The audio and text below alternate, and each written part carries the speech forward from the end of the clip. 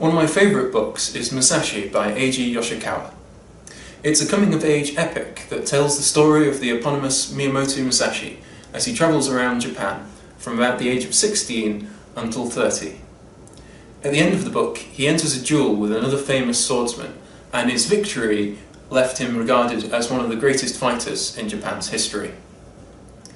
During his travels, he not only hones his ability with the sword, but he contemplates the themes of revenge, honour and devotion, appropriate topics for a person who is remembered as one of Japan's great philosophers, as well as one of its great swordsmen.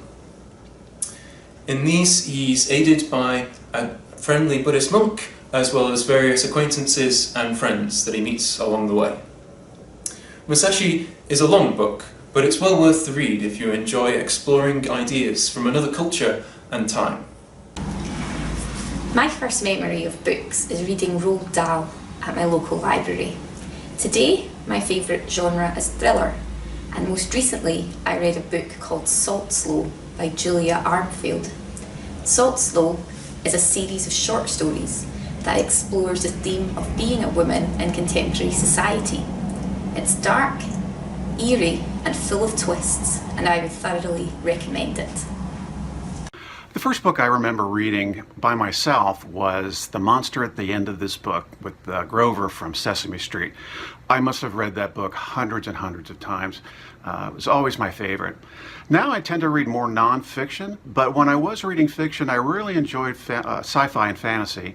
And I think probably the author and series that had the most substantial effect on me was Isaac Asimov's Foundation series. It completely changed the way that I look at the world. One of my favourite books is Terry Pratchett's Pyramids, which is probably not surprising coming from a British person. Probably more surprising it's not Douglas Adams, that would be the most usual choice.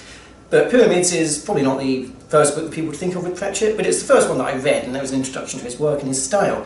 And it has a lot of Pratchett's normal themes. It's investigating religion and tradition and how people actually face up with and adhere to tradition without really thinking about it. And there's a lot of themes that are very useful for society. What's also runs through it, as well as a lot of intelligence and a lot of humour. Some of it's zany, but underneath it all there's an anger at why people are like they are and why people continue to do the things they are without really thinking. So it works on a whole lot of layers. It's funny, thoughtful, insightful, and really it informs a lot of my worldview today, which is possibly saying a lot for a book that's about mummies walking out of pyramids. But yeah, it just confronts things in a way that makes you think. So yeah, that's why that's one of my favourite books.